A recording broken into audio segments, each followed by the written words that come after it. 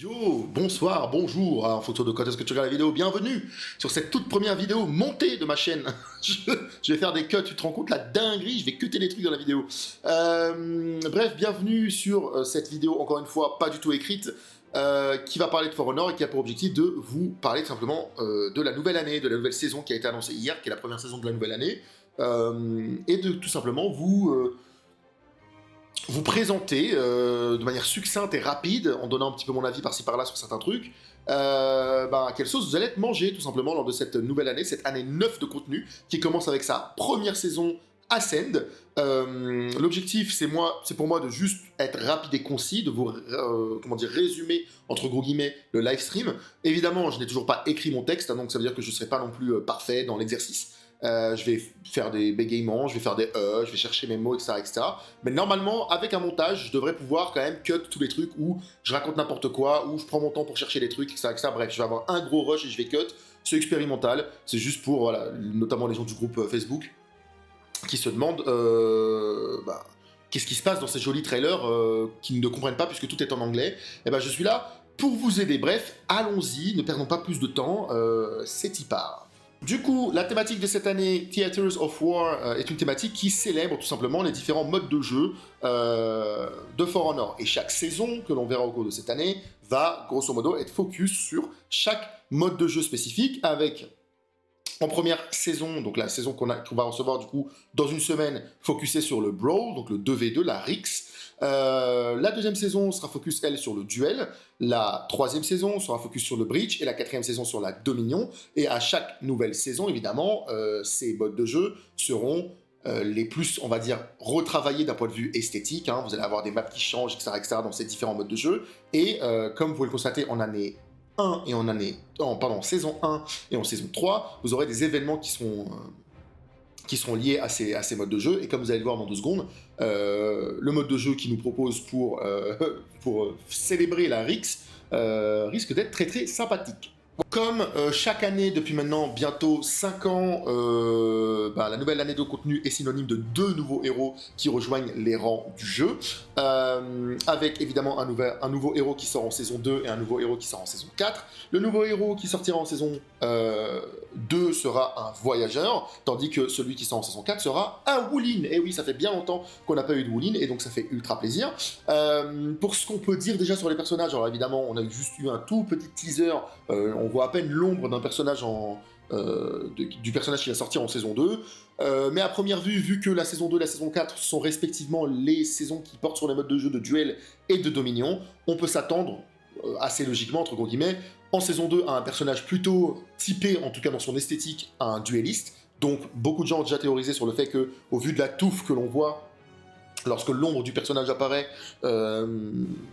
ont déjà théorisé l'existence du coup d'un personnage avec une rapière, un dueliste à la Fiora dans League of Legends par exemple, tandis qu'en saison 4, du coup, si on suit cette logique, on pourrait plutôt s'attendre à un personnage avec une arme qui permet des gros contrôles de foule, donc une arme plutôt large, plutôt lourde, parce que tout simplement la saison 4 est basée sur de la dominion, et du coup voilà, un personnage qui sort dans une thématique dominion, c'est probablement un personnage qui a des capacités à être très fort en dominion, donc à toucher très large autour de lui, etc., etc. Évidemment, tout ça, ce n'est que de la supposition. En attendant, j'ai hâte de voir ce qui va sortir ne serait-ce qu'en saison 2, parce que vous le savez, moi, je suis un joueur de duel. Hein. Si vous avez regardé ne serait-ce que la moindre de mes vidéos tier list, vous savez que j'ai fait que des tier list de duel, parce que je ne joue absolument pas en 4v4. Je suis probablement plus intéressé par celui qui sort en saison 2 que celui qui sort en saison 4, de nouveaux personnages. Exclusif à cette année, hein, c'est la première fois qu'il me semble que For Honor fait ça. On se retrouve cette année avec 6 nouveaux héros skins qui vont sortir, et pas seulement 4, parce qu'il me semble que l'année dernière c'était 4, et voire il y a même une année où il me semble qu'on en a eu que 2, bref, je suis plus extrêmement sûr, mais je suis certain que 6 nouveaux skins de héros, c'est quand même assez exceptionnel, on n'en a jamais eu autant qui sortent en une année. Ma théorie sur la question, c'est qu'il va y en avoir, grosso modo, dans les 6, 3 qui vont être relativement sympathiques, et 3 qui vont être relativement oubliable, puisque je doute de la capacité de l'équipe For Honor à juste doubler ou ajouter du contenu, sans sacrifier, entre gros guillemets, sa qualité. Si vous voulez mon avis personnel, je pense que lors de certains événements qui nous a proposés au cours de cette année, certains héros ont naturellement été redesign, et ils ont tout simplement décidé de prendre les devants et de nous offrir ces nouveaux redesigns en skin, enfin nous offrir, nous faire payer ces nouveaux redesigns en skin si ça nous intéresse. C'est quelque chose qu'on a déjà vu, entre gros guillemets, arriver par erreur avec l'événement Halloween d'il y a, il me semble, maintenant 2 ans, enfin, c'était Halloween de pas l'année dernière, mais l'année d'avant encore, où on avait clairement un nouveau skin de héros Zanhu, un peu pas fait exprès, parce qu'à la base, il n'était pas censé être dans le jeu, c'était censé être juste le méchant de l'événement auquel on participait à ce moment-là. Et du coup, je pense très honnêtement qu'au niveau de ces hero skins, on est sur un truc du genre, ils ont préparé un certain nombre de hero skins comme les années précédentes, mais en plus de ça, voilà, on va avoir quelques petits changements par-ci par-là sur d'autres persos au cours d'événements et qui vont du coup nous être proposés en tant que hero skin. Ce que j'essaye de vous faire comprendre par là, c'est que je pense qu'on aura clairement des skins qui seront au-dessus de la moyenne et des skins qui seront au-dessus de la moyenne, en dessous de la moyenne à ce niveau-là. En attendant, comme vous allez le voir, le premier hero skin qui nous a été annoncé lors de cette première saison, moi je le trouve joli. Disons qu'il a un certain panache. Et à voir si par exemple Astrea, qui a été également beaucoup mis en avant dans ce trailer, sera également un hero skin ou pas. Une fois de plus, cette année, on se retrouve avec 2 maps qui vont être converties. Alors, ce qu'on entend par map converties, c'est des maps qui ne sont pas disponibles dans Dominion et qui vont être retravaillées parce qu'elles sont disponibles dans d'autres modes de jeu pour être disponibles cette fois-ci en Dominion. Et on sait d'ores et déjà que la map Canyon, notamment la map Viking Canyon, va être disponible en Dominion. Vous connaissez déjà mon avis. Alors, évidemment, ces maps sortiront lors de la Title Update 1 de la saison 2 et la Title Update 1 de la saison 4. Donc, littéralement, la première update des saisons qui sortent des nouveaux héros. Pour ceux qui ont déjà vu mon react entre guillemets à la première fois où on nous a annoncé ça, c'est une bonne chose, c'est une évidence. Des maps, c'est ce qui permet de rendre le jeu frais, et même s'il n'y a pas de nouvelles maps, c'est cool de voir des anciennes maps être utilisables en Dominion, surtout qu'elles ont tendance à pas mal changer en vrai lors de leur conversion, donc c'est cool. Néanmoins, j'ai tendance à trouver que 2 maps par année, ça reste un petit peu light. J'aurais préféré au moins 4 maps par année, parce que bon, pardon, mais le travail est quand même globalement déjà fait.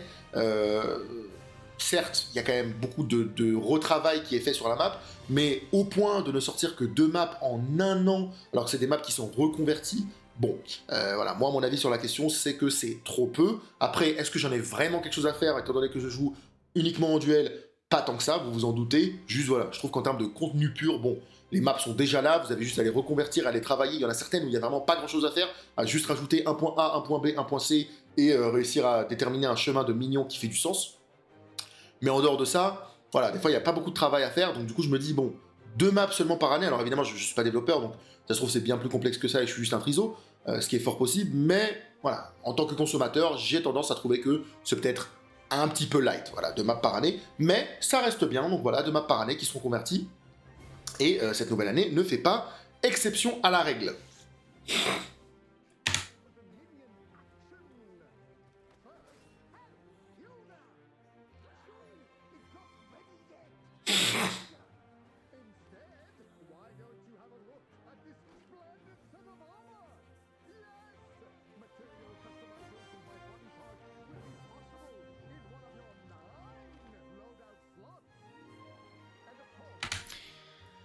Et enfin, le trailer se termine avec, grosso modo, une liste plus ou moins exhaustive de ce que vous pourrez trouver au cours de cette année, qui sont plutôt des changements quality of life ou des petits changements, pas des énormes changements, donc pas des nouvelles maps ou des nouveaux héros. Donc on se retrouve notamment avec Separate Body Part Customizations, ce qui signifie que maintenant vous pourrez appliquer votre métal ou votre couleur d'armure sur chacune des pièces d'armure de manière individuelle. Donc vous pourrez littéralement créer un arc-en-ciel avec votre personnage si vous voulez. Ce changement d'ailleurs arrive directement la semaine prochaine, hein, avec, comme vous allez le voir après au cours de ce reveal. Ce changement arrive littéralement la semaine prochaine et vous pourrez donc appliquer chacun des matériaux actuellement disponibles dans le jeu sur chacune des pièces individuellement, comme vous le souhaitez. Donc vous pourrez avoir un casque en métal rouge, une armure, enfin un torse en métal bleu, ensuite des épaulières jaunes fluo et blanches, voilà, bref, vous avez plein d'options de customisation qui s'ouvrent à vous. Increase loadout slots from 3 to 9, donc augmentation du nombre de loadouts de personnalisation que vous avez sur votre personnage de 3 à 9. Donc pour ceux qui aiment énormément customiser leur perso, bah maintenant vous n'avez plus que 3, vous n'avez plus que 3 slots de personnalisation disponibles, vous en avez jusqu'à 9, à savoir que ces 9 slots de personnalisation, déjà, c'est aussi un changement qui arrive la semaine prochaine, et elle se débloque au fur et à mesure que vous montez de réputation sur votre perso. Et lorsque vous êtes réputation 7, vous avez débloqué les 9, et donc du coup maintenant vous pouvez créer littéralement 9 versions de votre personnage si ça vous fait plaisir. Bon, Moi, à titre personnel, j'ai rarement un personnage qui en a plus de un. Voilà. La majorité de mes persos sont personnalisés une fois ou deux grand max. Mais voilà, pour ceux qui ont envie de cette personnalisation supplémentaire, tant mieux pour eux, c'est toujours une bonne chose d'avoir plus d'options. Ensuite, Multiplayer Menu Rework, c'est aussi quelque chose qui arrive la semaine prochaine avec la nouvelle saison, qui est en gros un rework complet de la façon dont fonctionne le menu dans For Honor pour qu'il soit plus rapide, plus responsive, avec grosso modo tout qui sera accessible à travers des menus beaucoup plus facilement plutôt que de devoir passer par la map à chaque fois avec des pop-up qui vous arrivent à la gueule, etc. etc. Ça devrait être plus rapide, plus efficace pour vous. Et en même temps, vous aurez toujours accès à cette faction war en appuyant sur un bouton spécifique, etc., etc., etc. Bref, la façon dont vous allez lancer vos games va changer normalement pour le meilleur. Ensuite, Unlock Rep 90 and its new emote. Bon là, pas très difficile de comprendre. Hein. Vos personnages pourront maintenant atteindre un niveau de réputation 90 et pas seulement 80 avec une nouvelle emote de disponible au niveau 90. Lots of Hero Fest, donc plein de Hero Fest qui sont donc les moments où vous recevez une nouvelle exécution sur un héros. Donc comme d'habitude, il y a écrit Lots of Hero Fest, mais c'est la même chose que d'habitude, à savoir grosso modo entre 5 et 6 Hero Fest par saison. Testing ground and balancing, encore une fois, rien de bien surprenant ici. Des testing grounds vont avoir lieu et de l'équilibrage va avoir lieu à travers des patch notes, normal comme d'habitude. Et enfin, new armor and weapon variations, encore une fois, rien de bien surprenant ici. Des nouvelles armures, des nouvelles armes, etc., etc. And more, à voir ce que sera le more, donc très certainement des événements, etc., etc. Bref, voilà qui conclut donc ce trailer d'année 9. Moi, à titre personnel, je suis plutôt hypé par cette nouvelle année. Bon, parce que déjà, le trailer était super bien, on va pas se mentir, c'est l'un des meilleurs trailers qu'on ait eu depuis la sortie du jeu, tout simplement. Et aussi parce que je préfère, en général, lorsque les années, les contenus ont tendance à se focus sur des trucs plus terre-à-terre, de revenir sur le principe de c'est un jeu de combat. Moi, tous les délires de lore ultra avancé avec le clan de la chimère qui se bat contre Astrea, qui se bat parce que, en fait, on a trouvé un nouveau cristal qui rend les gens immortels, je sais pas quoi, bref. Ces délires un petit peu de lore tiré par les cheveux, moi ça me fait pas plus rêver que ça, je suis pas très investi, hein, c'est pas un jeu d'histoire For Honor, donc j'en ai un peu rien à foutre, et là je suis content de juste voir qu'on est un peu en mode, bon c'est cool, on a un personnage emblématique, Dobeni, que nos joueurs ont appris à aimer, on va l'utiliser, on va centrer une année entière autour des différents game modes, et puis go, on va juste s'amuser, et on n'est pas là pour écrire une histoire digne d'un roman, en fait on s'en bat les couilles, et j'aime bien, voilà, la thématique pour l'instant me plaît bien, après évidemment vous savez je suis un énorme client, hein, j'ai tendance à rarement peu aimer ce que For Honor propose en termes de nouveaux contenus tout court, les seuls trucs où en général For Honor peut me décevoir c'est sur son équilibrage, rarement sur ce qu'il propose comme contenu, donc forcément, voilà, encore une fois je suis content et j'ai hâte de voir comment cette année va se dérouler. Et surtout, je suis content de voir que For Honor existe encore. Voilà, 9 ans après, le jeu fonctionne toujours aussi bien. Donc, je suis juste satisfait. Et j'ai cette petite intuition qui me dit qu'en fait, le jeu juste marche bien. Et que Ubisoft n'a pas trop de raison d'y mettre fin, même si nous on s'en rend pas compte parce que ça reste un jeu de niche, on n'est pas sur une popularité de Fortnite, c'est sûr, on reste sur un jeu qui je pense est assez unique pour avoir sa base de joueurs tellement attitrée, tellement dédiée qu'en fait elle est tout le temps là, tout le temps présente, tout le temps nombreuse, suffisamment nombreuse en tout cas pour garder les serveurs en vie, et moi ça me régale parce que c'est un jeu que j'aime beaucoup, voilà, tout simplement. Bon, sans grande surprise vu que l'intégralité des vidéos de ma chaîne tourne autour de ce jeu là, quasiment, si on oublie un peu le stack. Bref. Du coup, voici globalement l'image qui résume l'intégralité de votre année et l'intégralité du trailer, avec une saison 1 qui du coup commence la semaine prochaine, le 13 mars, focus autour du mode de jeu de la Rix, avec 2 nouveaux skins de héros, un sur Chevalier et un sur Samouraï, et ainsi qu'un nouveau Throwback Event. En saison 2, on sera focus sur le duel, et ça commencera le 12 juin, avec un héros skin voyageur et un nouveau héros voyageur. La saison 3, elle, se concentrera sur la brèche, avec 2 nouveaux héros skins encore une fois. Les 2 seront du côté samouraï apparemment, donc assez surpris de voir que on fait chevalier, samouraï, voyageur, samouraï, samouraï. Un peu bizarre, mais bon, que veux-tu. Et enfin, la saison 4, qui elle commencera le 4 décembre, avec un nouveau héros skin Wulin en première mise à jour, et un nouveau héros Wulin en deuxième mise à jour, et donc très hâte, et évidemment en dessous vous voyez une ligne avec grosso modo tout ce que Dobeni a dit à la fin de son trailer, avec les nouveaux loadouts de customisation, matériel customization per body part, de nouveaux héros, des héros skins, battle pass, legacy pass, de converted maps, events, etc., etc., etc. Bref, tout ce que vous pouvez attendre d'une année For Honor finalement. Du coup, vous l'aurez compris, cette nouvelle année commence avec la saison 1 qui s'appelle Ascend, qu'on pourrait littéralement traduire en, je sais pas, l'ascension. Et du coup, ce trailer, donc ce reveal live stream plutôt, va nous présenter le lore, le hero skin, les battle pass, les legacy pass, les armor variation, etc., etc. Évidemment, on va se focus bien plus sur certains trucs que d'autres. Typiquement, le lore, je vais skip complètement, j'en ai rien à foutre. Et tout ce qui est cosmétique, je vais vous le montrer sans nécessairement rester 3 heures dessus. Par contre, évidemment, on va passer un peu plus de temps sur tout ce qui est changement QOL. Donc QOL, pour ceux qui savent pas ce que ça veut dire, c'est Quality of Life. Donc littéralement des changements d'amélioration de qualité de vie, voilà. Donc c'est des petits changements qui en général font plaisir, mais qui ne changent pas drastiquement le jeu. Les testing grounds, on va pas mal en parler. La patch note, on va beaucoup en parler. Et le community corner, on s'en bat complètement les couilles. Allons-y.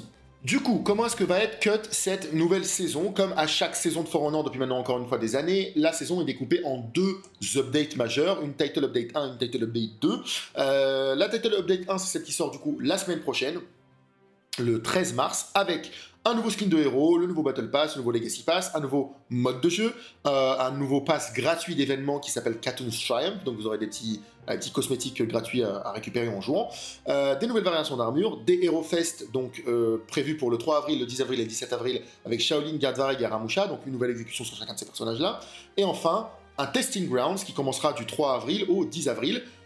Déjà, petit aparté moi là-dessus, je trouve que du 3 au 10, c'est pas suffisant. Hein. J'aimerais bien que les testing grounds durent peut-être plus d'une semaine. Hein. C'est peut-être un petit peu court la team. 2 semaines, pour moi, ça me paraît quand même mieux. Mais bon, ce n'est que mon avis, parce que juste des fois, t'as pas nécessairement le temps de jouer au jeu, t'as envie d'essayer le testing ground et t'es en mode, bah là, cette semaine, je peux pas, c'est chiant que ça dure qu'une semaine. Et enfin, la Title Update 2, avec encore une fois un nouveau Hero Skin, ce qui est la grosse nouveauté de cette année, c'est qu'on a beaucoup de Hero Skin. Un event throwback, donc ce que ça veut dire throwback, c'est, comment je pourrais traduire ça? C'est juste un événement qu'on avait déjà vu avant, c'est juste un événement qui revient, voilà. De nouveau 3 Hero Fest, donc May 15, donc le 15 mai, le 22 mai et le 5 juin. Mais cette fois-ci, on ne nous dit pas sur quel héros. Et enfin, le 29 mai, encore une fois, un nouveau throwback event. Donc vous le constatez, la seconde partie de cette saison est moins fournie que la première partie de cette saison, mais c'est pas très grave, on s'en fout, de toute façon, les saisons les plus importantes des années For Honor, de manière générale, c'est les saisons 2 et les saisons 4 de chaque année, simplement parce que c'est là où sortent les nouveaux héros.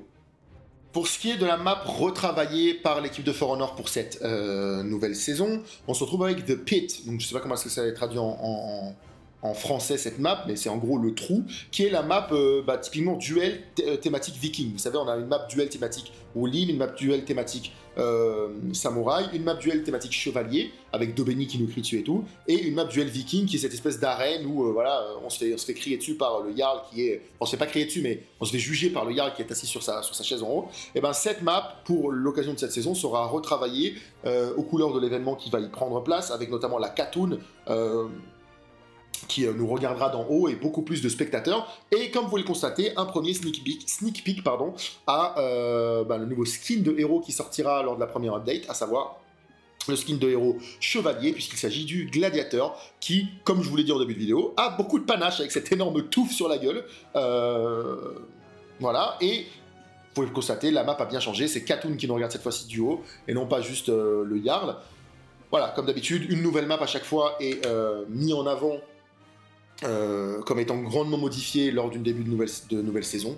Rien de bien nouveau là-dedans. Mais la raison pour laquelle c'est cette map en particulier qui est modifiée, c'est tout simplement parce que l'événement qui débarque sur le jeu, comme vous pouvez le voir à l'écran, c'est du 2v2v2. On a beaucoup aimé à l'époque où nous ont sorti l'événement 1v1v1 sur la map à l'époque du trailer original du jeu et tout, qui était vraiment un pur banger de nostalgie, et le mode de jeu était très très bien. Et ben là on se retrouve avec un mode de jeu 2v2v2, donc littéralement 3 équipes de 2 qui vont se taper sur la gueule.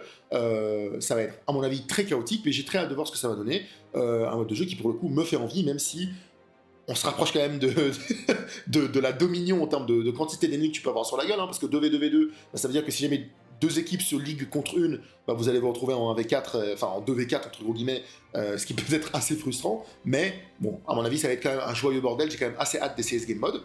Le nouveau skin de gladiateur, ça tombe bien, je vais même pas faire de cut ici. Queen Calliope, donc c'est le nom de votre nouveau skin gladiateur qui a un flow assez stylé, on va pas se mentir, clairement avec notamment ce masque qui lui donne beaucoup de style et cette énorme touffe qui lui donne un panache de zinzin. Maintenant à voir comment est-ce que cette touffe va se déplacer au gré du vent lorsque vous courez.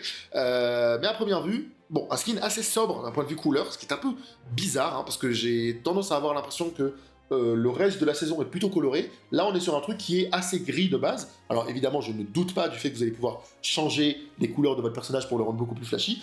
Mais là, en tout cas, il nous est présenté de manière assez sobre sur des teintes de gris différents, argentés. En tout cas, très joli ce skin. Clairement pas le meilleur skin qu'on ait eu jusqu'à maintenant, je pense, mais clairement pas le pire. Je pense qu'actuellement, très honnêtement, le meilleur hero skin qui me vient en tête, c'est très certainement celui du Kensei. Et le pire, ça doit être celui du Herzir. Là, on n'est clairement pas au niveau du Herzir, mais à mon avis, on n'est pas non plus au niveau du Kensei. Voilà, c'est mon avis personnel sur l'esthétique du nouveau skin. Si vous l'adorez, tant mieux pour vous. Après, moi, évidemment, je suis pas un gros joueur de gladiateur, donc bon, forcément, je suis pas non plus ultra intéressé par le skin. Voilà, un dernier petit visuel sur votre skin avant de passer à la suite. Niveau quality of life, on se retrouve avec deux nouvelles femmes que j'avais jamais vues lors de ces live streams, ou alors je les ai ratées, peu importe. Et vous pouvez le constater, le menu a grossièrement été modifié. Alors je dis grossièrement, c'est pas du tout le bon mot, mais globalement, c'est ça que je voulais dire. Globalement été modifié avec l'accès en fait tout simplement au multiplayer à travers juste des menus. Plutôt que de passer à tout prix à travers la map, et en plus l'ajout d'un nouveau bouton Quick Match qui va tout simplement vous permettre de lancer rapidement le matchmaking de votre dernier mode de jeu joué, ou de votre mode de jeu sélectionné en tant que favori. Donc moi par exemple qui suis grosso modo un joueur de duel, je vais faire 90% de mon temps que des duels, dans Quick Match j'aurai duel quoi, et du coup dès que je lance le jeu, j'appuie sur Quick Match, boum, je vais directement en matchmaking de duel et on n'en parle plus. Et là, comme vous pouvez le constater sur les vidéos, voilà, ça part directement sur des menus, plutôt que cette énorme map. Nouveau changement en quality of life, ils ont rajouté un véritable cooldown chiffré sur vos feats, qui est vraiment un bon changement selon moi, parce que ne pas savoir exactement quand est-ce que ton feat revient, c'était juste chiant. Là maintenant, vous pourrez vraiment le voir, hein, vous pourrez vraiment voir le nombre de secondes qu'il reste avant que votre feat revient, et ça c'est très cool. Et enfin, dernier petit changement quality of life, il vous montre ce que veulent dire les icônes qui peuvent apparaître parfois en haut à droite ou en haut à gauche de votre écran, qui représentent les problèmes de connexion ou de jeu que vous pouvez rencontrer, avec donc les paquets qui sont annulés, une grosse perte de paquets, une grosse latence, des variations de latence trop élevées ou peu de FPS. Moi maintenant, si jamais vous voyez ces petits trucs apparaître sur votre écran, vous n'avez jamais su ce que c'était, maintenant vous savez. Ensuite, pour ce qui est des testing rounds, donc là on va beaucoup plus parler, ça m'intéresse beaucoup plus, on va avoir du coup une semaine en avril où on va tout simplement tester les nouveaux trucs sur le jeu et voir si on veut les intégrer au jeu. Cette saison du testing round va être basée sur les feats du Berserker, les Berserker feats, donc les capacités actives du Berserker, un petit peu comme on a eu la saison dernière avec la Spadassin. J'ai personnellement un petit bémol, excusez-moi, je baille un peu, j'ai un petit bémol avec c'est quoi le nom? Ces testing rounds là en particulier, parce qu'ils se focus que sur un petit truc d'un seul perso, et je pense pas que ça facilite l'envie de jouer au mode de jeu. Voilà, je pense que si tu as besoin de récupérer les données de tes joueurs, vaut mieux peut-être mettre des testing rounds un peu plus chargés en contenu pour que les joueurs testent vraiment des trucs. Là, quand il y a juste les feats du Berserker qui sont changés, t'es un peu en mode bon, dommage, même si les feats peuvent être intéressants, comme avec l'Espadassin, et c'était intéressant. Je pense pas qu'il y ait beaucoup de gens qui sont non plus ultra passionnés par l'idée d'aller faire des tests en testing round quand il n'y a qu'un seul personnage qui change.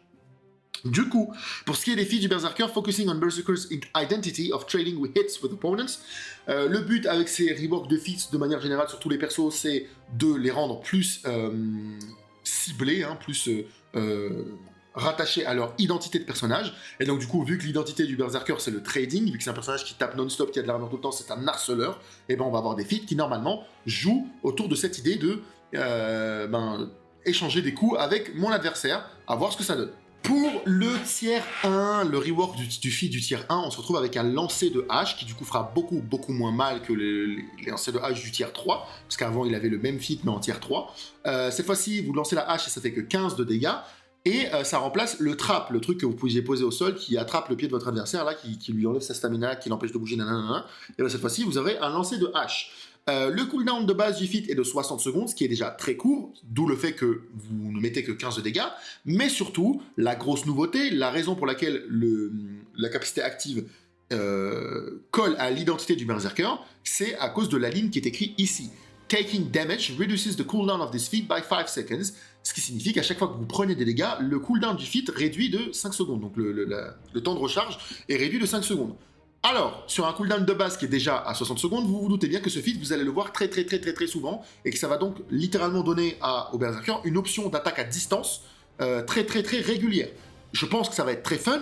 Maintenant, j'aimerais un peu plus de détails sur taking damage. Parce qu'en gros, là, il n'y a pas d'idée, enfin, ils n'en parlent pas non plus, on ne parle pas de cooldown interne. C'est-à-dire que, est-ce que ça veut dire que je peux prendre des dégâts une fois toutes les secondes pour réduire mon cooldown de 5 secondes, une fois toutes les 3 secondes, une fois toutes les 5 secondes, ou est-ce qu'il n'y a pas de cooldown? Parce que s'il n'y a pas de cooldown sur taking damage, c'est peut-être un petit peu débile. Il y a des personnages, alors évidemment, loin de moi l'idée de commencer à dire, voilà, c'est pété, c'est OP, je sais pas quoi et tout, c'est pas ça du tout de l'objectif, hein. Je pense que ça va juste être fun, mais j'aimerais bien avoir des détails sur ce que ça veut dire taking damage, parce que si je peux prendre des dégâts tout le temps et à chaque fois ça réduit mon cooldown de 5 secondes, il y a certains persos qui ont beaucoup de coups à vous mettre pour vous tuer.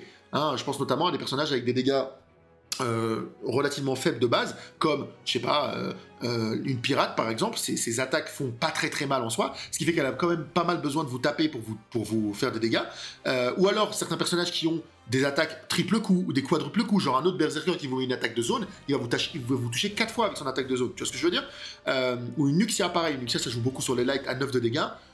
Bah donc du coup, si vous mettez beaucoup de light, est-ce que ça, à chaque fois que vous allez toucher, ça va faire -5, -5, -5, -5 Rends-toi compte, 5 secondes, ça veut dire que si jamais tu te prends une light de Shaolin et qui garantit les 2 lights d'après, donc ça fait light and light, bah tu vas gagner 15 secondes de cooldown sur un cooldown de base de 60 secondes. Bon voilà, ça me paraît un petit peu compliqué. S'il y a vraiment aucun timing interne, de quand est-ce que tu as le droit de prendre des damages pour que ça réduise le fit, ça risque d'être peut-être, à mon avis, un petit peu trop récurrent comme fit. Hein. Je pense que tu vas le voir tout le temps. Parce que clairement, tu tombes contre un berserker et un Shaolin dans un teamfight, ils te touchent chacun avec des attaques qui te touchent 3 fois d'affilée ou je sais pas quoi et tout, tac tac tac tac tac tac tac tac tac, ben, c'est très rapide en fait, hein. C'est très très très très très rapide. Rends-toi compte, hein, tu te prends 5 coups, t'as déjà réduit le cooldown quasiment de moitié. Hein, tu perds 30 secondes de cooldown sur les 60 secondes. C'est énorme. Et donc du coup, bon, si à chaque fois que je me bats contre un berserker, je dois faire attention à ce qu'il appuie pas sur une touche pour m'envoyer 15 de dégâts dans la gueule quasiment garanti, et que je dois esquiver à tout prix, bon, ça risque de faire un petit peu peur. Mais j'aime bien le concept. J'aime bien l'idée d'avoir un truc qui se colle plus à l'identité du perso, et de manière générale, les feats qui ont cette connexion avec le kit du perso sont, selon moi, beaucoup plus intéressants, parce qu'ils ont tendance à être beaucoup plus uniques. Là, évidemment, on n'est pas non plus sur un truc ultra unique, on lance juste une hache, même si c'est pertinent, puisqu'on joue un personnage qui a 2 haches dans la main. Mais cette idée de je trade avec mon adversaire, avec mon armure, et dès que je prends des dégâts en même temps, dès que je prends des coups, et ben ça réduit le cooldown de mon lancer de hache, pourquoi pas. Moi je pense qu'avec ce changement-là, on va voir beaucoup de combats de berserkers qui vont être en mode je commence avec une hache, on fait un combat, je finis avec une hache, parce que vraiment, le temps d'un combat, tu peux récupérer ton cooldown, quoi. Mais voilà, très très cool en tout cas, ce petit concept. À voir maintenant comment est-ce que c'est équilibré. Encore une fois, si jamais c'est prendre des dégâts toutes les 3 secondes, ça nerve déjà beaucoup beaucoup le truc. Alors que si c'est vraiment prendre des dégâts tout le temps, bah il y a des personnages, ils font des dégâts par petits tics. Et si jamais c'est prendre des dégâts... Par exemple, est-ce que le saignement marche? Si prendre des dégâts, c'est aussi le saignement, si à chaque tic de saignement, j'ai 5 secondes qui descendent, bah ça peut être très très compliqué pour une Nobushi de battre un berserker. Bref, allons-y. Pour ce qui est du rework du feat de tier 2, on va remplacer Executioner Respite, qui était le feat qui vous donnait plus de vie lorsque vous effectuez une exécution, qui était un feat assez généraliste, par Blooming Rage, qui est un tout nouveau feat uniquement pour le berserker, et qui dit « Getting hit by a non-minion opponent increases your attack damage and movement by 20% for 5 seconds », ce qui signifie que si vous faites taper par autre chose qu'un minion, donc par un autre adversaire, quoi, vos dégâts et votre vitesse de déplacement augmente de 20% pendant 5 secondes, et ça ne refresh pas on hit. Donc ce que ça veut dire, c'est que vous devez attendre que les 5 secondes se terminent, et vous refaire taper pour que les 20% de bonus de dégâts se rappliquent, d'accord. Moi, ma question, c'est... Encore une fois, le feat, je comprends complètement le concept, donc on est vraiment sur cette idée de l'identité du personnage et de trade des attaques. Maintenant, ma question, c'est pourquoi il n'y a pas de cooldown? Là, on nous parle de ça comme d'un feat passif, parce que c'est un feat passif, hein, c'est pas un actif, vous n'allez pas appuyer dessus, mais qui est tout le temps présent. On ne parle pas de cooldown, là. Là, le mec ne nous parle pas du tout de cooldown pendant qu'il nous parle de ça. Du coup, est-ce que ça veut pas un peu dire que j'aurai juste tout le temps, quasiment tout le temps, à chaque fois que je me bats contre quelqu'un, 20% de damage en plus? C'est un peu bizarre. Enfin, comment dire, à la base, les chiffres du berserker n'ont pas nécessairement été pensés pour avoir 20% de damage tout le temps dessus. Donc là, juste naturellement, si tu donnes tout le temps 20% de damage en plus au perso, bon, c'est peut-être un peu beaucoup, parce que là c'est écrit « does not refresh on hit », mais tout ce que ça signifie, ça veut dire que les 5 secondes, il faut qu'elles se terminent, et que vous repreniez un coup après pour réactiver le truc. C'est-à-dire que si jamais vous êtes à 3 secondes et que vous faites taper, ça remonte pas à 5. C'est ça que ça veut dire, cette phrase. Mais ça veut pas dire qu'il y a un cooldown après. C'est-à-dire qu'en gros, si les 5 secondes se terminent, et que derrière vous prenez un coup, le truc revient directement, puisqu'on ne parle pas de cooldown. Et là, je suis un peu en mode, ok, le concept, encore une fois, est cool. Maintenant, est-ce que c'est pas juste, là, quand je lis cette phrase, moi j'ai juste l'impression de lire, bah tu auras quasiment tout le temps 20% de damage en plus. Et bah, je suis un peu en mode, ok, mais le personnage n'a pas nécessairement été ultra pensé pour avoir ces valeurs de dégâts. Est-ce que ça va pas du coup le rendre un petit peu con en termes d'équilibrage, j'entends, hein, parce qu'évidemment, en termes de fun, je me doute que ça va être plus fun de jouer avec un personnage qui court plus vite toutes les 5 secondes à chaque fois qu'il se fait taper, c'est ok, mais voilà, je me dis, bon, peut-être que là, on n'a pas trop réfléchi aux valeurs des dégâts, quoi. Ensuite, le feat numéro 3 qui va remplacer Fury s'appelle Unwaving Fury, voilà, on va pas très très loin, avec les superbes gueules du Berserker, et c'est un feat actif qui, à chaque fois que vous l'activez, vous donnera stamina infini et toutes vos attaques qui seront améliorées pendant 30 secondes, pardon, 35 secondes, je voulais dire, pendant 30 secondes. Amélioré dans For Honor, Enhanced, ça veut simplement dire que vos attaques ne rebondissent plus sur la garde de votre adversaire, ce qui fait que lorsque vous appuyez sur ce feat, pendant 30 secondes, vous allez pouvoir taper non-stop, et tant que vous ne faites pas parer, vous ne vous ferez tout simplement jamais arrêter. Même si le mec en face de vous bloque votre light, vous allez pouvoir continuer de taper. Évidemment, on rentre donc à 100% dans la thématique du ok, le berserker, il est là pour... c'est un gros malade mental, il tape, il court dans la mêlée, il fait que taper. C'est un harceleur, un trader, donc c'est cool. Donc j'aime beaucoup l'idée en soi. Maintenant, le seul petit bémol, encore une fois, je trouve qu'on n'a pas suffisamment de détails sur la présentation des feats. Là, on nous dit, le feat dure 30 secondes et le cooldown est de 60 secondes. Ma question, c'est, est-ce que le cooldown commence quand j'appuie ou est-ce que le cooldown commence dès que le feat se termine? Parce qu'encore une fois, ça change drastiquement ce que ça veut dire en termes de balance. Si jamais le cooldown commence dès lors que j'ai appuyé, ça veut dire que techniquement, je n'ai un cooldown que de 30 secondes. Si jamais j'appuie sur ma touche et que le cooldown commence à descendre, donc 59, 58, 57, etc., et que pendant les 30 prochaines secondes, je suis buffé, bah ça veut dire que du coup, une fois que je ne serai plus buffé, il me restera plus que 30 secondes de cooldown.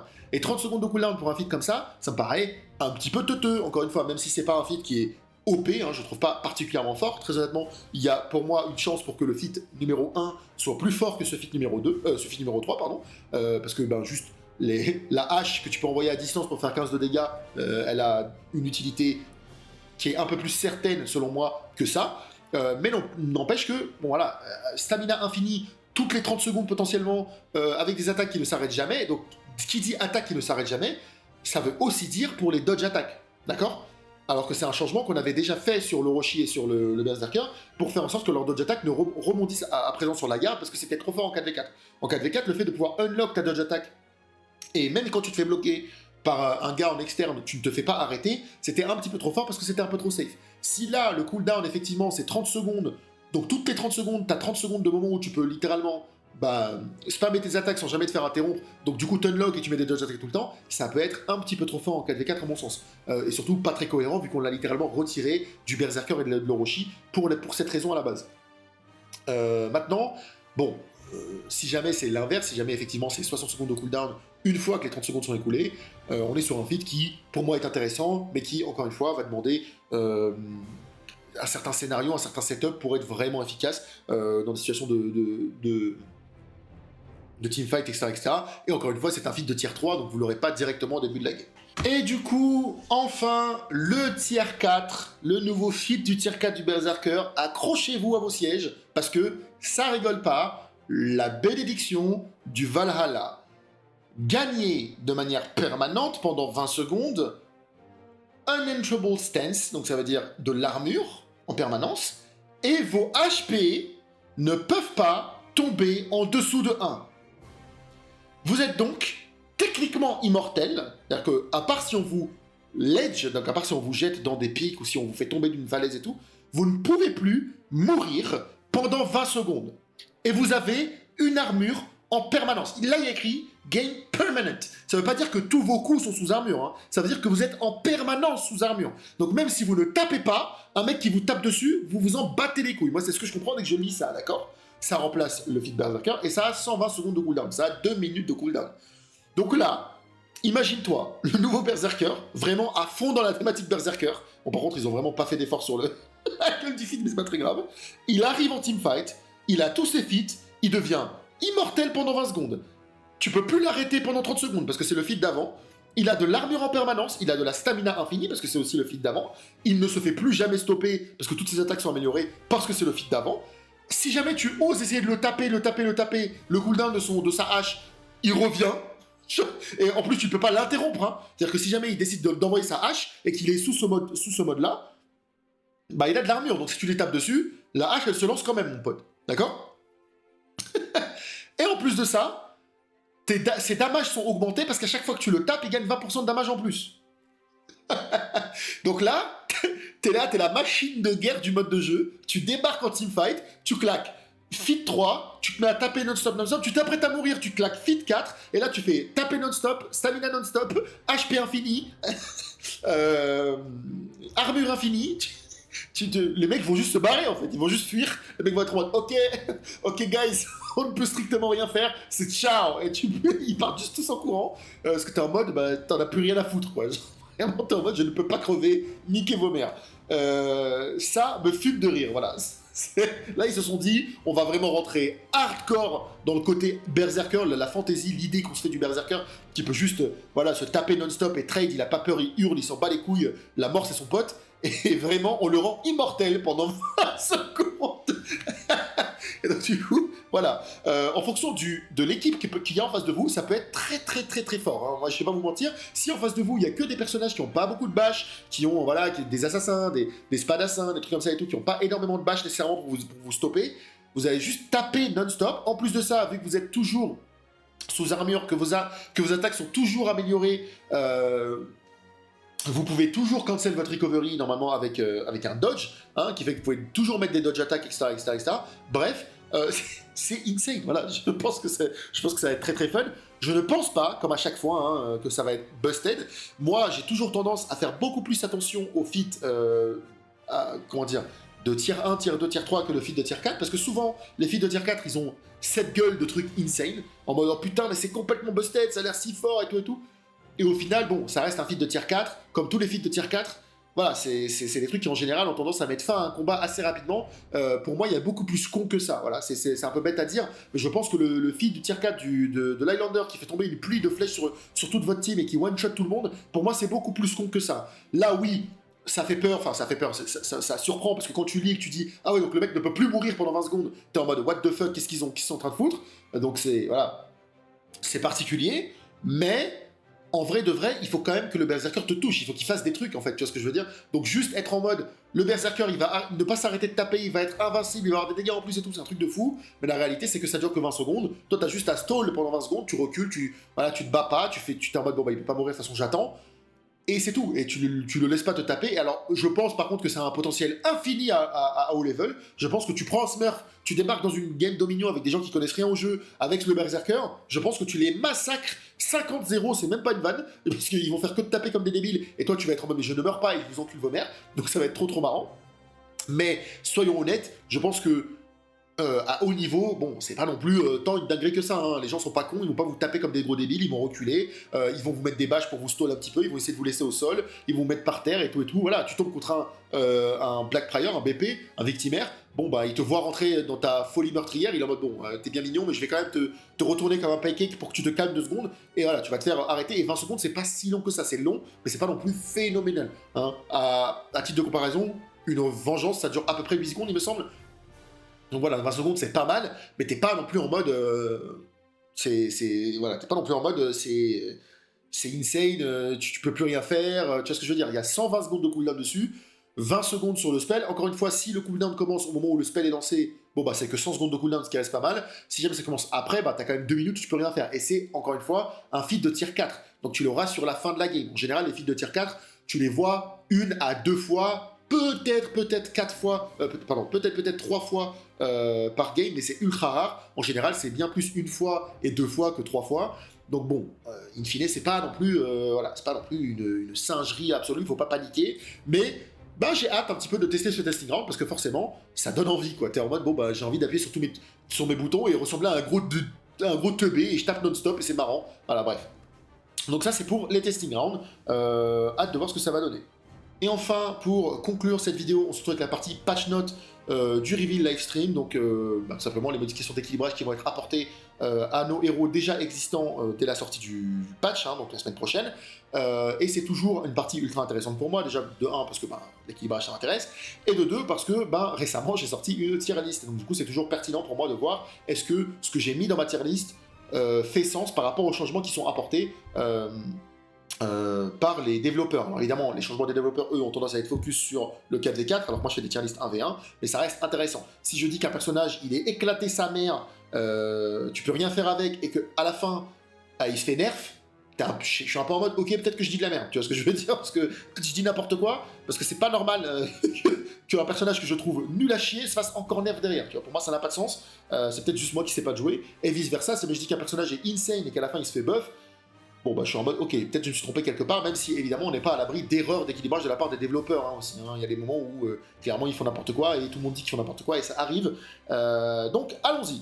Du coup, quel a été le choix des développeurs pour rendre le Soleil plus viable, notamment en améliorant son kit de base pour qu'il ait plus de facilité à obtenir ses âmes.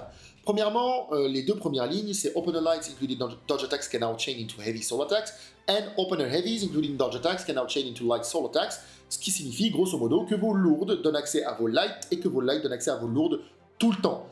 Avant, enfin plutôt devrais-je dire actuellement, le Soleil, lorsqu'il appuie sur attaque légère, n'a accès derrière qu'à une attaque légère. Et s'il appuie sur attaque lourde, il n'a accès derrière qu'à une attaque lourde. Votre seul moyen d'obtenir l'attaque que vous voulez, entre gros guillemets, de la part de votre Soleil, sans être prévisible, c'est en utilisant votre attaque de zone. Votre attaque de zone est la seule attaque qui permet d'atteindre light et lourde, respectivement. Maintenant, c'est plus le cas.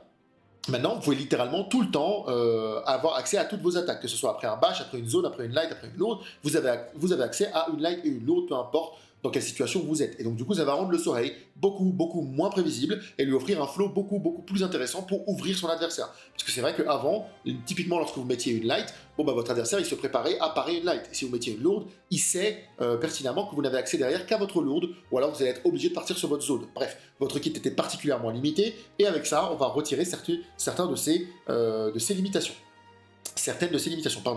Ensuite, Mad Monk, qui est son attaque de zone, can now chain to Mad Monk Extender. Donc maintenant, voilà, votre attaque de zone en neutral peut donner accès à votre attaque de zone en combo. Voilà, donc si vous voulez faire attaque de zone sur attaque de zone en mode hélicoptère, grand bien vous fasse. Et ensuite, pour terminer avec les buffs, Chain Link Timing to Heavy Souls Attacks from Mad Monk and Mad Monk Extender is now 1 frame quicker. Ça, c'est parce qu'en fait, parfois, lorsque vous mettiez une lourde et qu'ensuite vous enchaînez avec une attaque... lorsque vous mettiez une lourde et que derrière vous enchaîniez avec une attaque de zone, ça pouvait vous arriver de vous faire interrompre. Ou alors l'inverse, si vous mettiez votre attaque de zone et que vous mettiez une lourde, vous vous faire interrompre en fait par votre adversaire, littéralement à la même frame où vous le tapez. Et donc du coup vous étiez en mode vous récupérez une âme, c'est cool, mais vous vous arrêtiez en plein milieu de votre truc et c'était un petit peu chiant. Et maintenant ça va arriver une frame plus tôt, donc une image plus tôt entre guillemets, pour être sûr que vous ne vous fassiez plus trade la gueule alors que vous êtes en plein combo. Voilà, vous n'avez jamais arrêté votre combo. Parce que le personnage Soleil est un personnage qui est très lent, et par conséquent, ça arrivait que vous faisiez interrompre alors que c'était pas vraiment voulu.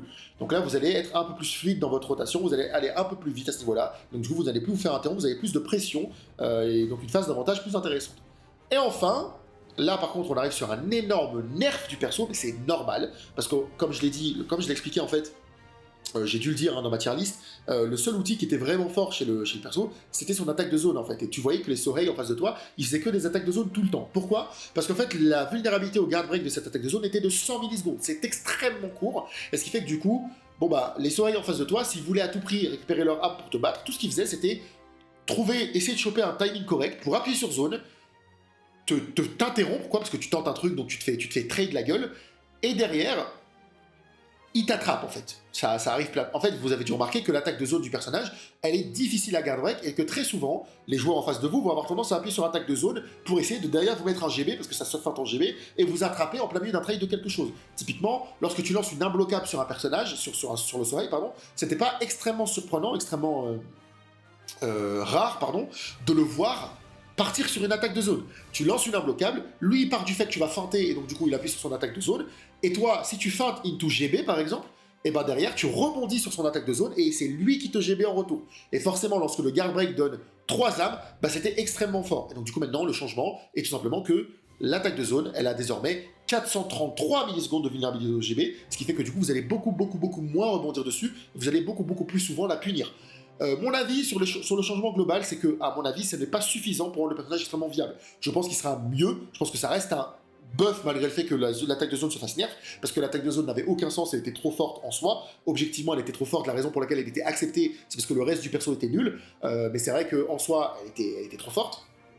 Maintenant, je ne pense pas que ça va suffire à le rendre incroyable. Voilà, c'est cool qu'on puisse maintenant avoir accès à toutes ces lourdes et à toutes ces lights et tout, mais ça reste un personnage qui est très lent, qui est très barebone, qui n'a pas grand chose à faire avec sa mécanique, autre que juste l'avoir à fond. Et pour moi, c'est ça le vrai problème du Soreil. La gestion de ressources, qui est la mécanique principale du personnage, elle n'est pas très complexe du tout, en fait. C'est soit tu as rien du tout, soit tu as tout. Et donc, du coup, là, on arrange un petit peu le personnage pour le faciliter à avoir tout, mais dans la réalité, on reste sur un personnage qui est assez frustrant, parce que si tu n'as rien, tu restes un sous-perso, et si tu as tout, tu es un perso OP, techniquement, parce que tu one-shot ta cible, en fait. Donc, du coup, voilà, pour moi, c'est pas encore exactement ce que j'attends du Soreil, mais c'est un pas dans la bonne direction, ça reste un buff, le personnage était faible, donc c'est tant mieux si on le buff. Maintenant voilà, moi j'aimerais, comme je l'ai expliqué dans ma tier list, voir un personnage avec potentiellement son kit qui s'améliore au fur et à mesure des âmes qu'il attrape, son attaque qui est disponible tout le temps, mais qui fait de plus en plus de dégâts en fonction des âmes qu'il attrape, etc. Réduire un petit peu son identité de je suis la machine que tu one-shot, mais pour lui permettre un peu plus de flexibilité dans son kit. Voilà, après, c'est que mon avis. Si vous voulez un personnage extrêmement polarisé, que ça vous gêne pas d'avoir soit tout, soit rien, et que vous faites avec, tant mieux. Maintenant, moi, je trouve qu'en termes d'équilibrage, en termes de santé objectif du personnage, c'est pas non plus phénoménal d'avoir un personnage ultra polarisé comme ça qui fonctionne que sur une seule mécanique. Voilà. Prochain perso donc, Laramusha. Laramusha qui au niveau de ma tier list est littéralement au même niveau que le Soreil, donc je suis en droit de m'attendre à un buff et ils ne vont pas me décevoir puisqu'ils vont lourdement le buffer. La première ligne littéralement dit « Heavy finishers are now unblockable ». Donc les finishers lourdes, les R2 finishers, sont maintenant imbloquables. Alors c'est un changement qui est un énorme buff, je ne le trouve pas extrêmement pertinent pour autant parce que je suis un joueur de 1v1. Je pense que c'est un changement qui malheureusement va beaucoup plus faire plaisir aux joueurs de 4v4 qu'aux joueurs de 1v1. Pourquoi? Parce que les imbloquables qui font de lourds dégâts, qui ont potentiellement une hitbox plutôt intéressante, c'est en général quelque chose qui intéresse les joueurs en 4v4. Comme ça, ils peuvent toucher des cibles à côté d'eux sans avoir besoin des locks, etc. C'est très fort en 4v4 les imbloquables. Moi, je suis un joueur de 1v1 et le truc qui m'a toujours frustré sur la Ramusha, c'est le fait que les deadly feints soient esquivables. Voilà, vous savez, les heavy finishers sont feintables en light, ok? Donc là, c'est cool, je vais avoir une imbloquable, donc je vais quand même faire plus peur. Si jamais le mec pense que je vais deadly feinter, il a beaucoup plus de chances de se faire toucher par la lourde, c'est sûr et certain. Et accessoirement, je me retrouve juste avec une imbloquable qui me permettra de mettre une pression hors stamina qui est folle. On est bien d'accord. Néanmoins, le problème que moi j'avais personnellement avec la Ramusha, c'était que j'étais obligé de feinter en GB tout le temps. Pourquoi? Parce que les deadly feints sont esquivables quasiment toutes sur un timing qui esquive les deux trucs en fait. Il y a des timings dans lesquels tu peux esquiver à la fois la lourde et à la fois la deadly feint. Et du coup, les mecs en face de toi, dès qu'ils voient un finisher arriver, ils ont tendance à esquiver tout le temps. Ils esquivent. Et dès qu'ils esquivent et que ça esquive les deux trucs en même temps, tu te retrouves à devoir faire une feinte en GB. Et le problème, c'est que ça déjà de 1, ça atomise ta stamina, et de 2, c'est pas fun à jouer, frérot. C'est vraiment pas fun de devoir feinter tout le temps en GB, parce que le mec en face de toi décide d'esquiver tout le temps. Et moi, j'ai un petit peu peur de voir le changement des heavy finishers qui devenaient des imbloquables augmenter cette trend. Parce que je pense que maintenant, si tu te bats contre un Ramusha et que tu vois une imbloquable arriver, tu auras beaucoup plus tendance à te dire « Ok, peut-être que je vais esquiver », alors qu'avant, tu pouvais tomber sur des gens qui se disaient « Non, je vais rester sur place et tenter une parade ». Là, ils vont avoir encore plus peur et ils vont avoir encore beaucoup plus tendance à esquiver. Et du coup, c'est bien mignon de me donner des imbloquables, mais ça ne règle pas mon problème en duel. Mon problème en duel, c'est lorsque je pars sur my finisher, les mecs en face de moi esquivent. Et guess what, les imbloquables, ça va pas les empêcher d'esquiver, ça va même plutôt leur donner envie d'esquiver encore plus. Donc du coup, ça me frustre un peu. Maintenant, évidemment, je comprends que le jeu n'est pas nécessairement équilibré pour le 1v1, beaucoup plus pour le 4v4, et je pense qu'en 4v4, le changement est vraiment fort. Maintenant, voilà. En 1v1, force est de constater que je sais pas trop quoi faire de ce changement, même si ça reste un buff, donc c'est bien. C'est pas non plus un truc qui, pour moi, va révolutionner le perso. Zone second hit can now access deadly feints. Donc maintenant, lorsque vous mettez votre attaque de zone, vous pouvez soft feinter en plein milieu de votre attaque de zone vers une deadly feint, ce qui est cool, parce que l'attaque de zone, c'était un peu une attaque morte, entre gros guillemets, de la Ramusha, parce que vous étiez obligé de la hard feint, en fait, tout le temps, quasiment tout le temps, ou alors vous la laissez partir, mais votre attaque, du coup, votre combo s'arrêtait, vous pouvez pas continuer de taper, donc là, on va avoir un peu plus de flow, donc c'est cool. Donc c'est un bon buff. The following attacks now have increased forward movement. Heavy Opener, Heavy Finisher, Infinite Chain Lights. Encore une fois, quand je vois une amélioration de le déplacement vers l'avant, pour moi, c'est un buff de 4v4 et pas nécessairement un buff de 1v1. Donc là, toutes les lourdes ainsi que vos lights infinis vont avancer plus loin. Comme ça, si jamais quelqu'un décide de vous roll en arrière et tout, vous pourrez probablement l'attraper plus facilement. Alors évidemment, à voir à quel point est-ce que on va aller plus loin pour attraper la cible en face de nous. Mais en attendant, voilà, à titre purement personnel, bon, encore une fois, c'est un changement qui, en 1v1, m'en touche une sans faire bouger l'autre. Ça reste un buff, c'est bien, mais encore une fois, là, on est en train de parler de 4v4. Adjusted attack trajectories to better match weapon visual for every attack. Maintenant, on a en gros à ajuster les trajectoires des attaques pour mieux, pour mieux coller avec les visuels de l'attaque en soi. C'est cool.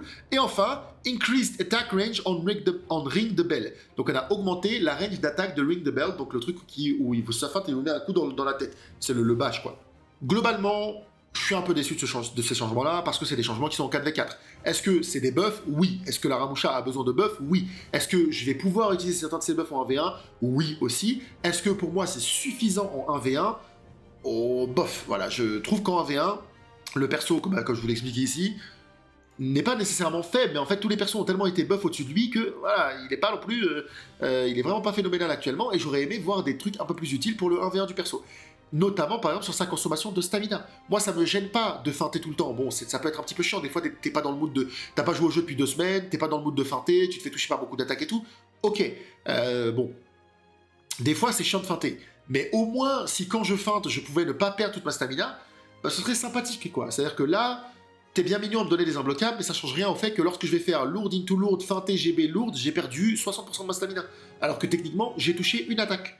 Parce que j'ai fait lourde into lourde, donc ma première lourde a été bloquée, ma deuxième lourde je la lance pas, je la feinte, je GB, je lourde, et là il n'y a que cette lourde là en opener qui touche. Et là je suis à genre 50% de ma stamina, 60% de ma stamina de consommée. C'est trop en fait, c'est trop pour à quel point est-ce que j'ai pas fait de dégâts à ma cible en fait, c'est ça qui m'agace.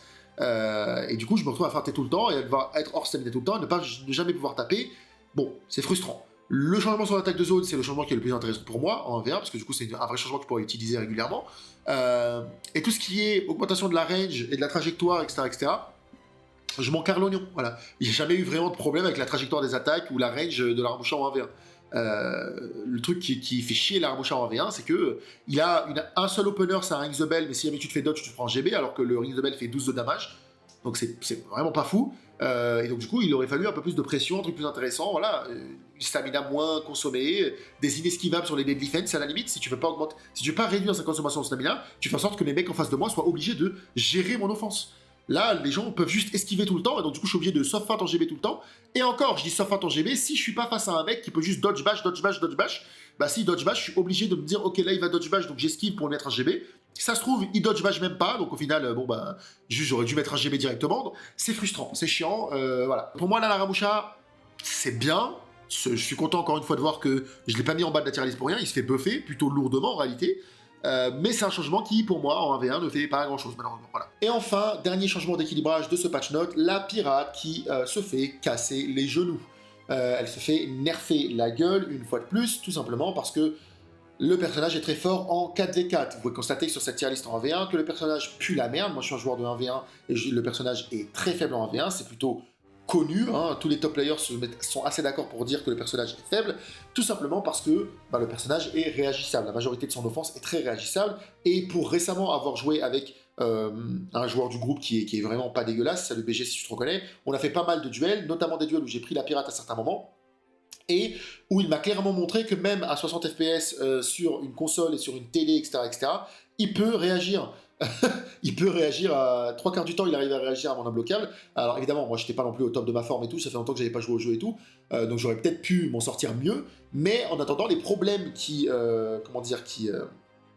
font du mal à la pirate en 1v1, ils sont toujours là, tout le temps là, tout le temps là.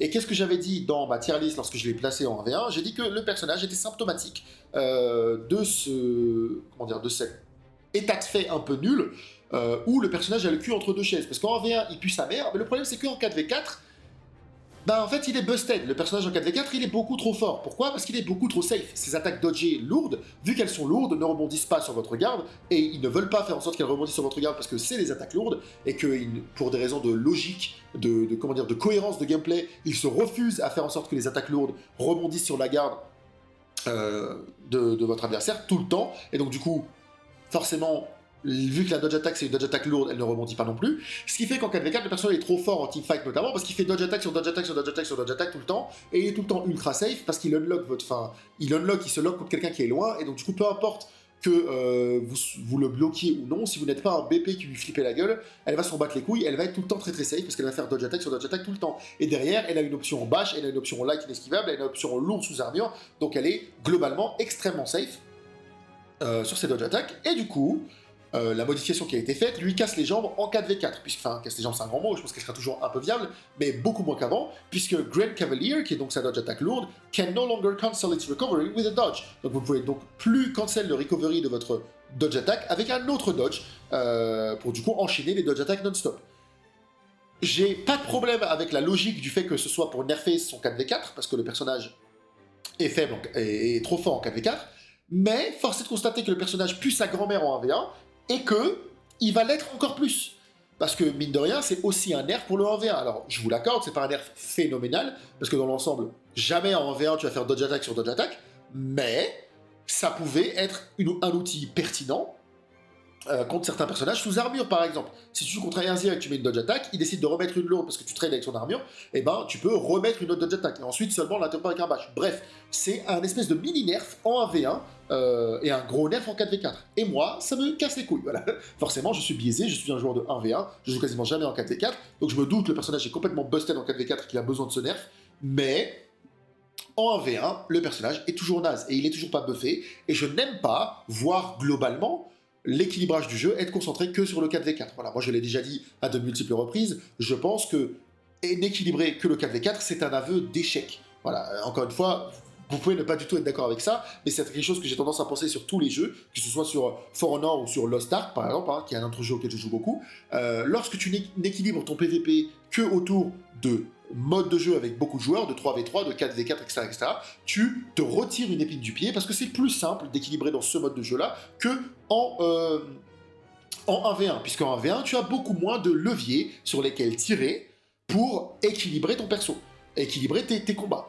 Tout simplement parce qu'il se passe moins de choses, il y a moins de personnages à l'écran, il y a moins de variables à prendre en compte, et par conséquent, il y a moins de leviers sur lesquels tirer, ce qui fait que lorsque tu tires sur un de ces leviers, il faut que tu le fasses très très bien, parce que du coup, le moindre changement peut avoir des répercussions catastrophiques.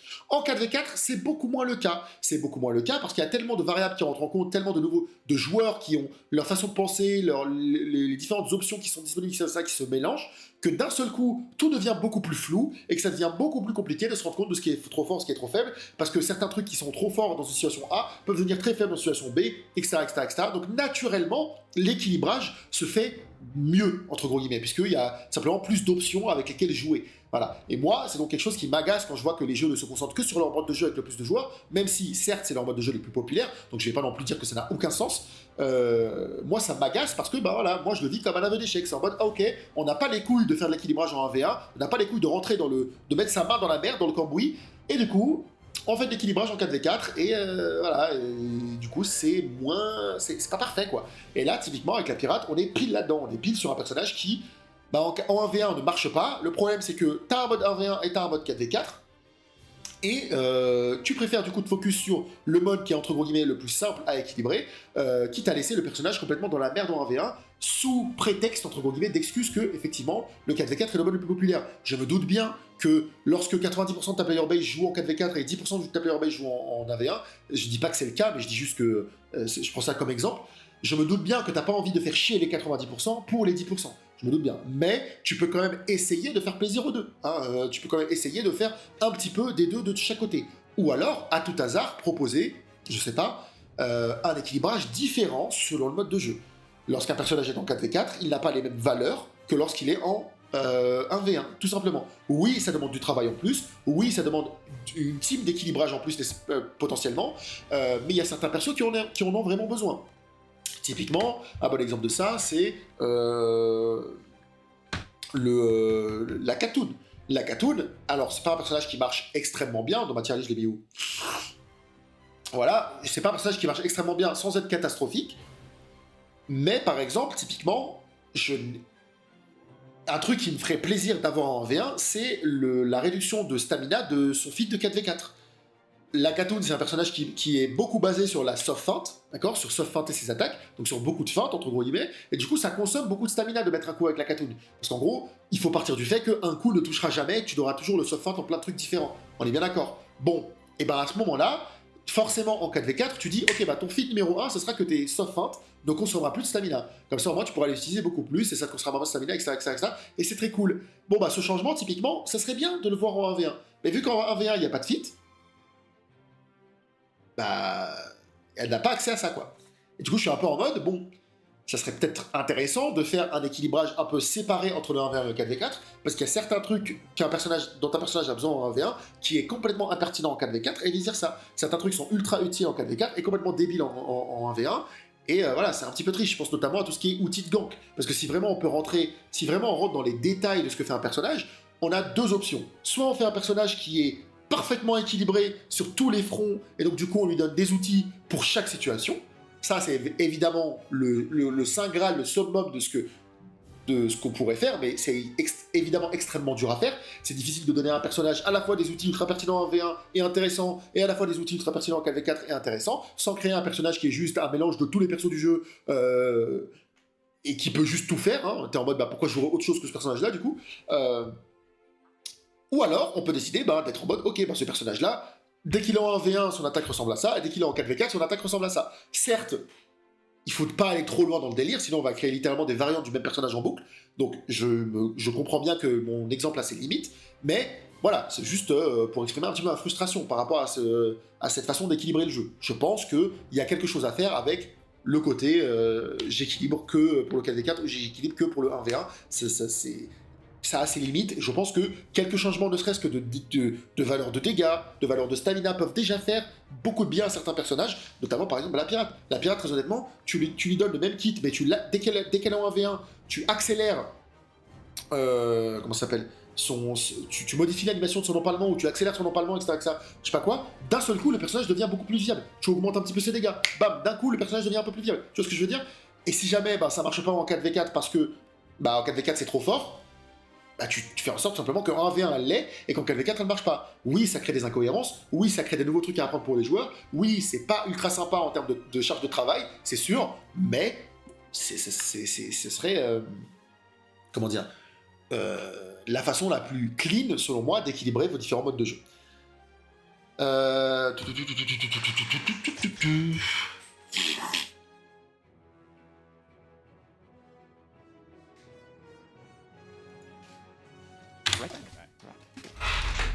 Bref, je vous laisse... Alors, on va couper ça. Bref,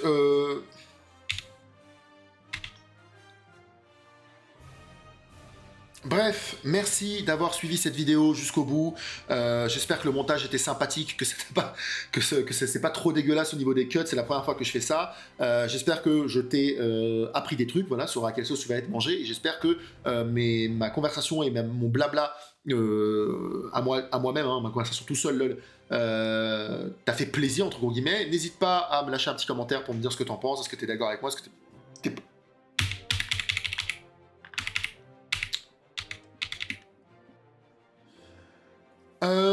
Bref, voilà qui va conclure donc cette vidéo sur le reveal de la nouvelle saison de l'année 9 de For Honor. Comme d'habitude, dans l'ensemble, je suis satisfait. Je pense que les changements sont globalement bons, que le jeu ne fait que s'améliorer tout le temps. J'adore la thématique, j'adore les visuels, c'est très cool. J'ai hâte de voir quels vont être les nouveaux persos et hâte de faire le test du testing ground. Maintenant, si tu as regardé cette vidéo, que tu as donc appris des trucs, parce que voilà, tu parles pas l'anglais, donc du coup, tu es content d'avoir un mec qui traduit, hésite pas, hein, un petit pouce bleu, ça fait toujours plaisir. Et si jamais t'es pas d'accord avec certains trucs que j'ai racontés, ou alors que t'as envie de donner une précision, que t'as envie de commenter, je ne sais quoi, bref, la section commentaires, elle est là pour toi. En général, je les lis tous, hein, parce que voilà, je fais 60 vues par vidéo, donc tu te doutes que c'est pas très très dur pour moi de répondre à tout le monde. Bref, je te fais des bisous, j'espère que la vidéo t'a plu, et puis on se retrouve sur le jeu, voilà, même si... j'ai beaucoup joué à la sortie de la Khatoun et ensuite j'ai un peu de nouveau délaissé le jeu. Mais voilà, j'y joue toujours par phase. Hein, maintenant à For Honor, c'est plus mon jeu, mon main jeu, on va dire. J'ai plein d'autres trucs à faire, entre gros guillemets. Même si ça me coûte du coup de me faire péter la gueule par des joueurs plus forts que moi sur le jeu. C'est pas très très grave. Voilà, merci d'avoir suivi. J'ai pas grand chose d'autre à dire, je crois. Les armes sont jolies. Mais bon, c'est les armes du Legacy Pass. Donc c'est quelque chose que tu as potentiellement déjà. Bref, je fais un maximum de tier 101. Oh putain, attends. Oh ouais, trop cool. Retrofitted. Ah, donc là c'est les armes des nouveaux persos qui n'étaient pas là à la sortie du truc. Nice, c'est joli. Ok, bref, bisous, fin de la vidéo. Je sais pas si je vais pouvoir mettre une outro ou pas. Hein. Je sais pas du tout comment ça marche le logiciel de montage, donc voilà. Bisous.